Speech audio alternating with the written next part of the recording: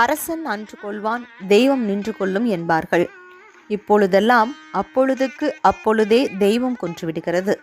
முற்பகல் செய்யின் பிற்பகல் விளையும் என்பது போல காலம் தாழ்த்த தாழ்த்த இன்னும் எத்தனை பேர் வாழ்க்கையை குடியை கெடுப்பார்களோ என்று நினைத்து தெய்வமும் கணினி யுகத்தில் காலம் தாழ்த்தாமல் தண்டனையை கொடுத்து விடுகிறது.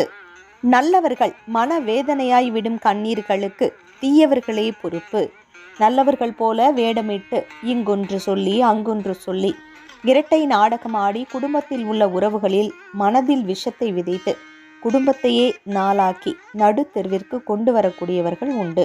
வேலை செய்யக்கூடிய இடங்களில் தனக்கு பிடிக்காதவர்களை பற்றி இல்லாததையெல்லாம் விஷமாக விதைத்து நல்ல நட்புகளை, கள்ளமில்லாத பழக்கங்களை கெடுத்து அதில் மகிழக்கூடிய நிறைய சூர்பனைகள் இருக்கிறார்கள். அவர்கள் மற்றவர்களுக்காக விதைப்பதாக நினைத்து கொண்டு இது போன்ற மன உளைச்சல் உண்டாக்கக்கூடிய பாதகமான செயல்களை செய்வார்கள். உண்மையில் அது அவர்களுக்காகவே விதைக்கக்கூடிய விதை என்பதை மறந்து விடுகிறார்கள். எதை விதைக்கின்றோமோ அதையே அறுவடை செய்ய வேண்டும். அவர்களுடைய நாவுக்கும் சிந்தைக்கும் சம்பந்தம் இல்லாமல் மிகவும் நல்லவர்கள் போல பேசுவார்கள். இவர்களுக்கு இப்போது இறைவன் உரைக்கக்கூடிய செய்தி, அரசன் அன்று கொள்வான், தெய்வம் அப்பொழுதே கொல்லும் என்ற புதுமொழிதான். தவறு செய்த உடனேயே வந்து நின்று தெய்வம் கொல்லும். அதே போல முற்பகல் செய்யின் பிற்பகல் தானே விளையும்.